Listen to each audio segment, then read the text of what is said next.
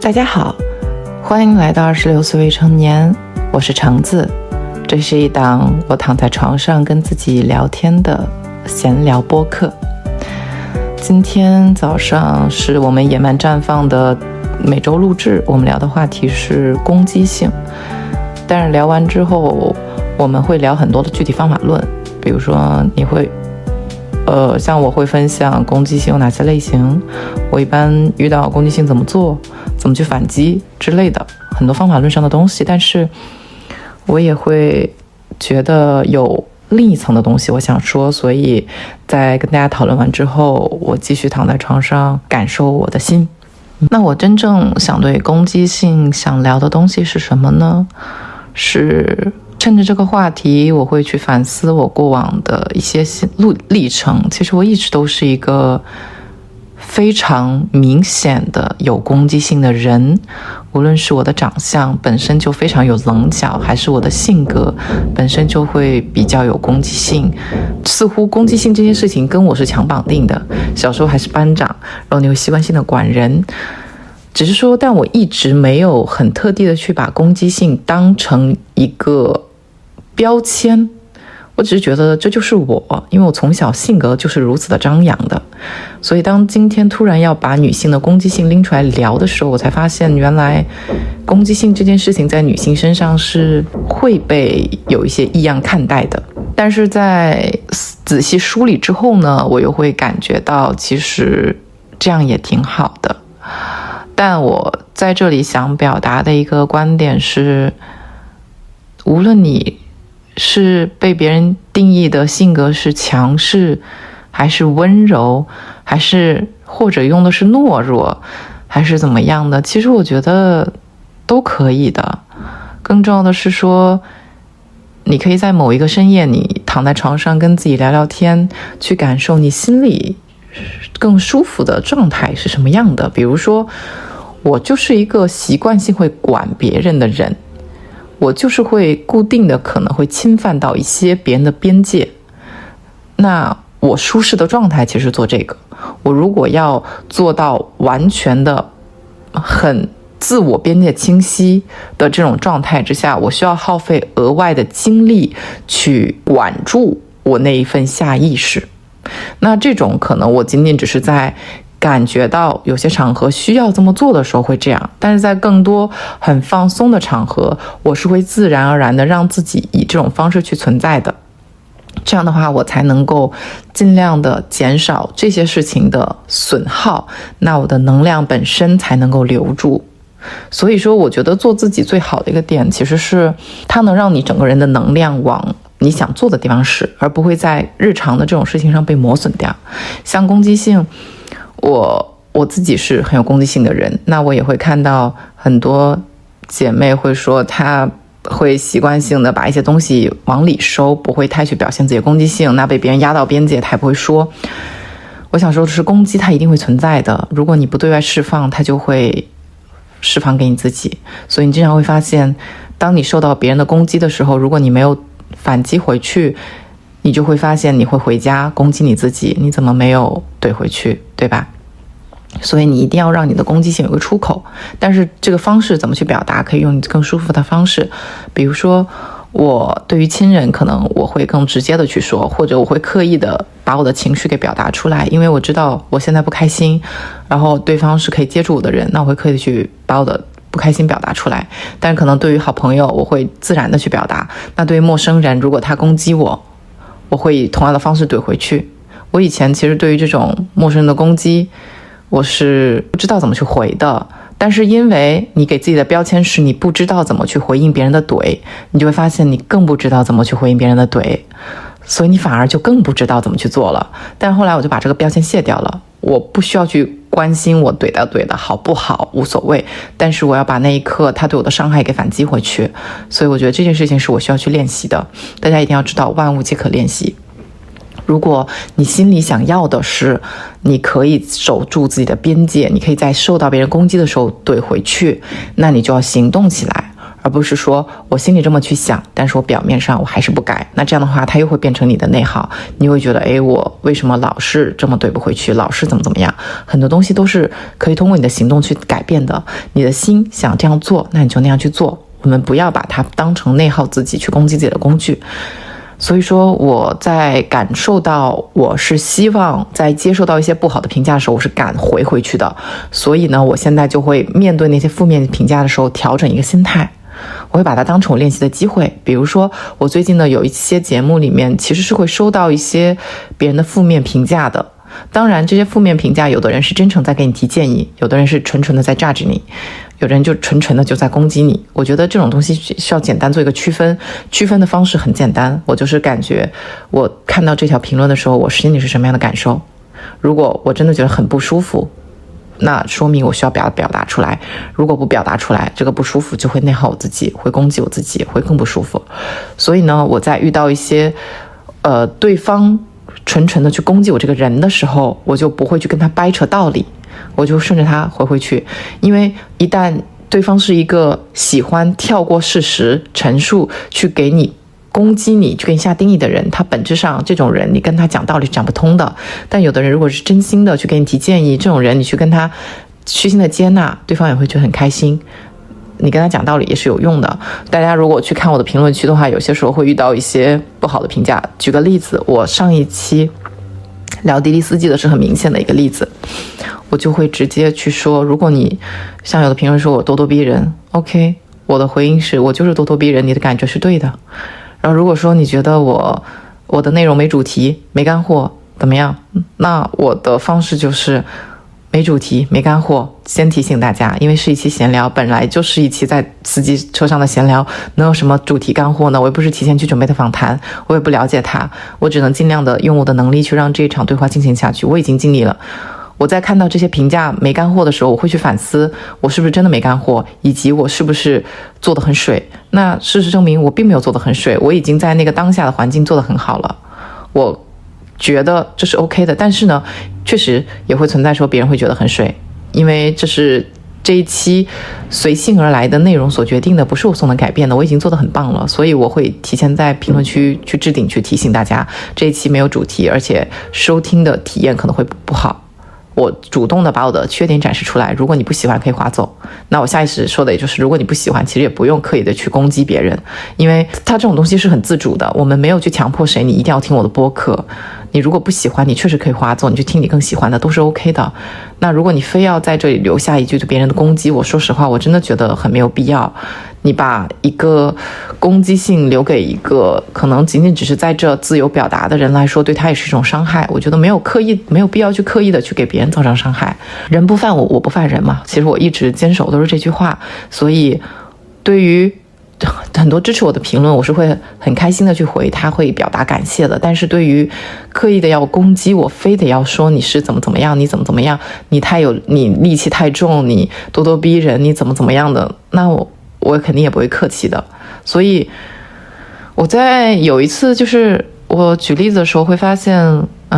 我去回一些评论的时候，还会有别的评论说主播你怎么戾气那么重，大概意思就是说别人在你这么说，你怎么可以这么怼回去。但是我想说的是，为什么不可以呢？这是我的评论区啊，这是我的节目，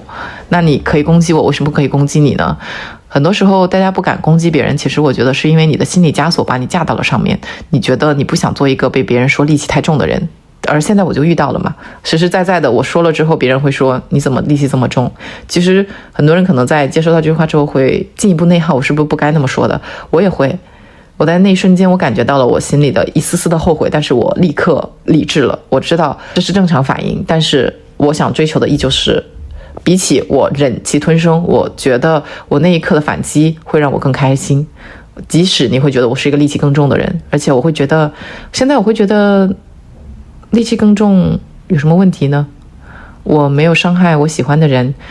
喜欢我的听众，我都接住了他们的热情，我也回以同样的热情，我不是做得很好吗？但是对于伤害我的人，我为什么一定要去给他好的态度呢？人的精力是有限的，你的能量也是有限的。如果你平等的去分配，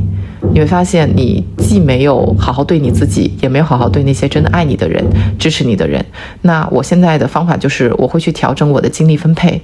我真正能够感受到爱我和支持我，我也会给他们回报同样的爱和支持，我能帮助他们的我也会帮助，但是对我不客气的人，我也不会去给他们好脸色，我觉得没有必要。那如果你感觉到了攻击，你觉得我是个戾气重的人，那你就觉得我是个戾气重的人吧，因为这样就说明我们不是同频的呀。因为我相信真正听过我过往那么多期播客的听友是不会说出这句话的，而真正会说出这句话的人，是因为他只听到了这一期，他只因为我这条评论，他甚至没有听内容，他只看到我这条评论，然后就这么去说，哎，你怎么戾气这么重？因为但凡是听过播客就不会这么觉得，他只会觉得你这么去做是在表达你的边界，那他也会在他未来可以表达边界的是表达边界。所以对于这种人，我是没有必要去花费太多时间去回复，或者说为他去调整什么的。我要把时间花在爱我和支持我的人和事情上，这一点我觉得也是我最近的一个更大的感知。尤其是在有很多听友去加我的微信之后，然后包括说我会去运营我自己的小事业之后，我的精力确实是会很少，那我就会更把我的时间花在我真的喜欢的人和事情身上，它会让我觉得我的生活幸福感更强。有时候这也关系到我们的幸福感，是你的人生时间是有限的，那你的时间被耗在这些无意义的事情上之后，你会很少有时间去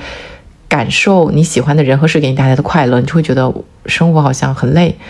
因为负面能量占比太重了嘛。但是我们现在其实是可以去调整那个比例的，而主动释放自己的攻击性，树立自己的边界，维护自己的边界，把时间分配给更重要的人和事，把更对你不客气的人，就是如果跟你没关系的，你可以不用为他花时间，对你不客气的，你也不用对他客气。这样整体去调整之下，你的生活会更加的舒适。这种舒适是有棱角的舒适。我现在越来越觉得，我以前追求高情商，我背后想了一下，我其实可以不用那么高情商的。我对很多事情的追求，其实冷静下来去思考，它更多的就是社会意义下的好，而我想做一个符合社会意义标准的好人。但是我现在开始去遵循我内心的感受的时候，我就会多问自己一层，它对你重要吗？你是不是一定要成为一个高情商的人？你是不是真的觉得他很好，他符合你的内心追求，所以你要去成为他？如果是，那我就会对他付时间，我会去训练。但是如果不是，那我其实可以不用那么做的，那我就把它优先级往后放，然后把优先级往前，把我觉得优先级重要的事情往前提。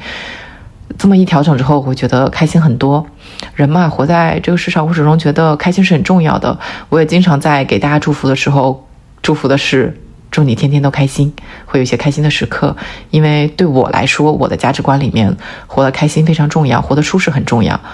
我也一直是一个非常做自己的人，只是说我也会有一些小小的占比是我被迫的没有做自己，但是我在挖掘自己、感受自己的过程中，它的那个占比已经越来越低了。我会为这个过程而感到开心，那我也会觉得我把这个过程分享出来，如果有同样处于这种自我挣扎或者是在探索自己的过程中的人，会听到我的这些内容之后，会觉得我觉得好像原来我也可以这么去反思自己，原来其实做一个强势的人也没什么大不了的，那我其实也可以不用那么高情商之类的。这种影响力的出现的时候，会觉得这是我所能给的力量。这是我一直会想说，我不只是用录音的形式把自己的想法给记录出来，我同时还是想把它放到播客平台的一个很重要的原因。因为我知道我们很多人其实会经历一个相似的心路历程，尤其是女生，我们天生会有很多敏感的触角，我们会对很多事情有感知，而且我们可能会因为社会的规训不太敢把这些东西释放出来，然后它就会转变为自我攻击。这是我为什么今天会在聊完攻击之后还是会想要有一些自己想表达的东西。那我们在感受到这些攻击的时候，一方面你可以尝试在能释放的时候给它释放掉，无论是怼回去那些怼你的人，还是说通过这种自我认知、自我觉察的方式去把它给疏解出来。比如说我去录播客，你可以选择你更喜欢的方式，写日记、表达，这些都是 OK 的。然后通过这种方式让你的心更干净、更简单，不藏东西，那你的心里面真正想的那些想法就会鲜活的迸发出来，它不会被禁锢住。那这样的话，你能更感受到自己在想什么，你才能够把它转化为行动。虽然它会有折损率嘛，但是如果说你心里的想法被很多东西笼罩住了，你甚至感受不到你的心真实的想法是什么，那你转化为做自己的那部分会更少。所以我会觉得这个过程一直是在卸掉一些枷锁，卸掉一些，去分清楚它到底是你自我的追求，还是你对于道德的一个约束，还是说觉得它是一个好东西你必须得去做，而不是你真正想做的东西之类的，这一层的剥离，你就会更清楚啊，对，这个东西才是我最想要的，那你就去追寻你最想要的那个东西就可以。而且尤其在20多岁这个年纪，我真的觉得它是探索自我最重要的一个时机。如果我们在现在不注意去探索自我的话，可能你越往后来，你会笼罩的事情越来越多，你的找到自己的那个过程会更艰难或者更漫长。当然它也是可以的，就是你要顺应自己的阶段发展。我现在走到了这一阶段，那我就顺应我的自己，去剥离我自己，去让我自己更加的做我自己。那可能未来我的阶段是我已经非常明确我自己想要什么了，那我就奔着那个方向去走，我可能专注事业都是 OK 的。每个人经历不一样，但是我们都会经历很多相似的阶段，正是因为有相似的阶段，才会让你去听到一些同频的声音的作用发挥力量的时候吧。我们每个人都是不一样的，但是不一样的背后是有一样的东西在的，那找到那个一样的东西，去把它运用到自己身上，去帮助自己的发展，我觉得非常的重要。这是为什么我会推荐大家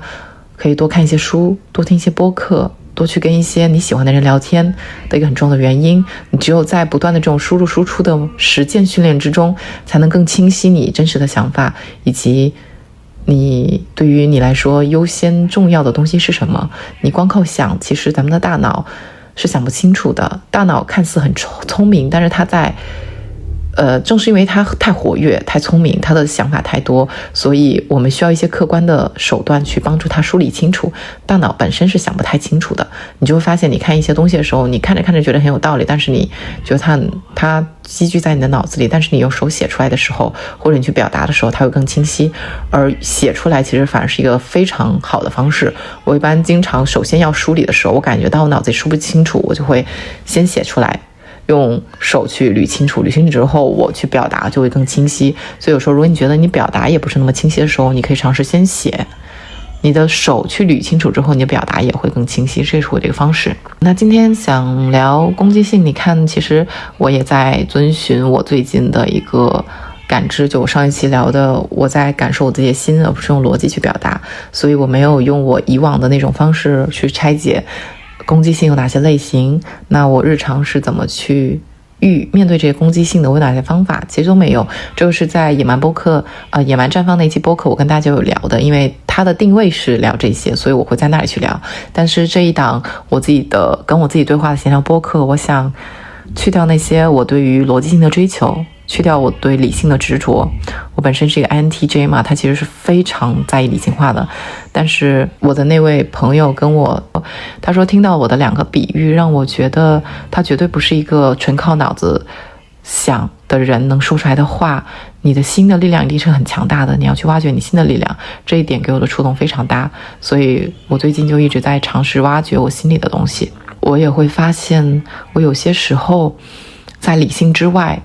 我其实是能感觉到，我去感受一些东西的时候，我其实是敏感的。虽然我大大咧咧，但是我知道我的大大咧咧其实是我能感觉到它，但是我知道我要简单的生活，所以我用理性把它剥离掉了，然后我呈现出来的简单的生活。但是那些内心的感受到的一些小触角，我其实把它关在心里了，我没有去给它表达出来。所以我甚至有时候会觉得我是不是其实就是一个大大咧咧的人。但有时候我上一次问我老公，我说你觉得我在情绪感知方面是弱的吗？我不知道我到底是一个理性的人，还是说我其实有这种情绪感知能力在，然后是一个，因为我一直又觉得我低情商，一直又觉得我大大咧咧，但是好像我有时候又能模糊的感觉到我是能感觉到很多细节的东西的，我考虑到的东西其实是多的。只是说我可以把重点拎出来表现出来，这是我理性方面的一个逻辑思维而已。但我老公就说，其实你是一个情感很丰富的人，你是一个可以感受到很多的人，所以我会发现我的心其实是跟我理性的理解是不一样的。包括说昨天那位嘉宾跟我说的那句话，他说你的那2个比喻绝对不是一个只靠脑子思考能说出来的人。这2个比喻是什么呢？我给大家形容一下。当时因为那位嘉宾他写东西很好，我很喜欢看他写的东西，我当时就说，我说我看你写的东西的时候有一种感觉，就是我当时看你的文字那个感受是，我看到的不是文字，是文字里面的东西，我觉得我在里面。就我用这样一种比喻去表达我看他的文字的感受，他就说你这个比喻很好。而这个比喻很好，其实它背后体现的是我关注到了那一刻我的感受，并且我在亲切的抚摸我那一刻的感受是什么，然后把它尝试用更形象的东西表达出来，而不是用理性表达出来。所以我会觉得比喻也许是一个很好的切入点，就是去感受我自己的方式。那我现在会更多的是在我出现一些我心里有感觉的时候，我要用更多的尽量的用我的嘴巴去表达出来我在想什么。虽然大家都会说我是这么想的，但是我好像表达不出来，但是它是一个问题，是可以被解决的，而不是说我表达不出来，那我就是一个表达不出来的人，不是的。所以我现在会尽量的让我自己多去感受自己，去感受心里想表达那个东西，然后用更我想表达出来的方式去说出来。也许他说的没那么好，但是你多说肯定就会更能够表达嘛。那如果我有一天我能更把我的心里东西表达出来，那其实对我来说是一个很好的很珍贵的东西。这个东西对我来说是我很想要的，我能够把我的心表达出来，我能表达出来，我就可以表现在行为上，那我距离我自己也会更进一步。这就是我们探索自己的过程，你会距离自己越来越近。所以我也会很鼓励大家不要用觉得自己不能表达，或者说说不出自己想说的东西作为一个禁锢，而是这是你的目前的困境，你是可以去解决的。你已经挖掘了这个困境，那你问题就解决了一半。那我们现在可以做的就是尝试去感受自己真正的想法是什么。其实有时候你没有办法说出你想说的东西的本质，是你没有真正的躺下来闭上眼睛去感受那一刻我在想什么呢。其实你会发现，如果你真的躺下来去这么去想的时候，你是可以描述出来的。因为我每一次我写朋友圈的时候，很多朋友会给我反馈是觉得很喜欢看我写的朋友圈，会能够把他们想的东西给写出来。他是这么想的，但是他写不出来。结果发现我每次为什么能这么写呢？是因为我单独给自己1个小时的时间，我就躺在那儿，我甚至会闭上眼睛去思考我想说的那个东西到底是什么，然后我开始写。所以你会发现，我真正能写出来东西的时候，是我真正的闭上眼睛去感受的时候。这是为什么我会最近会觉得我需要躺在床上去录，跟我自己聊天。包括我现在聊天其实是闭着眼睛的，因为我发现我张开眼睛的时候，我看到的东西会分散我的注意力，但是我闭上眼睛的时候，我的脑子就在我的心上。我现在所有的注意力都在我的心上。我的嘴巴虽然在动，但是我的注意力不在我的嘴巴上，它在我的心里面。我就是在随着我的心去说一些东西。所以这是我最近觉得很有用的方式，去减少刺激的来源，然后去感受你自己的心。如果你觉得你想不清楚你想什么，你就给自己一个独立的空间，无论你是躺着还是洗澡还是散步，选一个你适合的方式，去安静的跟自己的对话，去听你内心的声音，你一定可以把它捋清楚的。然后如果你觉得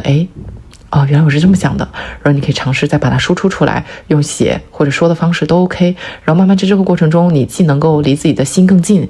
你也能够发现你更能表达你自己了。这是我觉得提升你表达能力的核心。我们需要的不是能力，其实你需要的是去接近你自己的心而已。你接近的时候，你自然而然就可以表达出来的。我真的觉得有心里的想法和把它说出来，其实是你与生俱来的一个能力。但是呢，我们因为受到刺激太多，我们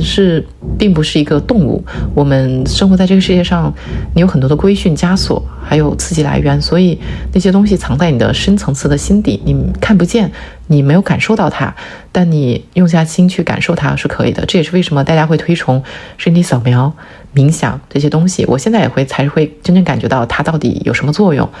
而这个方式不一定你非要说是大家推崇的那种扫描方式，就像我现在只是躺下来，我就是安安静静的躺在这里，闭上眼睛去跟我自己聊天，其实也是一个适合我自己的方式而已。选适合自己的方式其实是最重要的。我理解的身体扫描冥想，其实本质上是你要给自己空间，安静下来去感受你自己。你不真正感受你自己，你是看不清楚你自己的。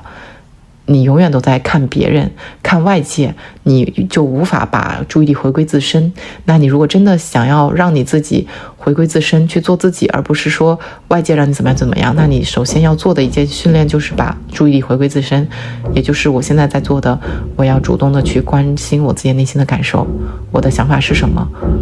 我想的东西是很重要的，我可以把很多不那么重要的东西往后排的。这就是我今天有攻击力这件事情会顺着聊到现在。你看，其实跟我最初聊的攻击力没有什么太大关系了，但是没事啊。我虽然 J 值很高，但是我的心是一个 P 人。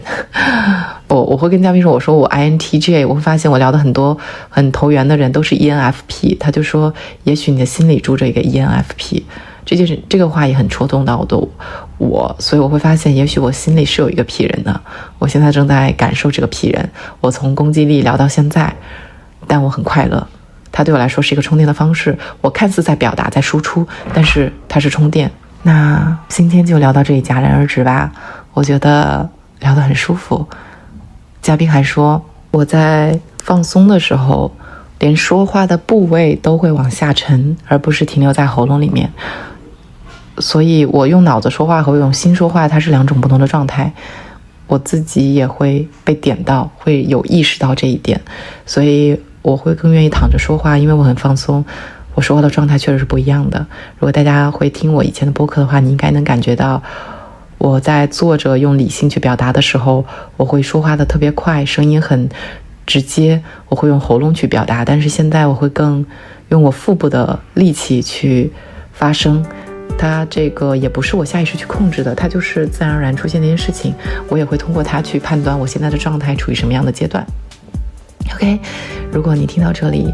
非常开心，你会随着我的心一起听到现在。以上就是本期全部内容。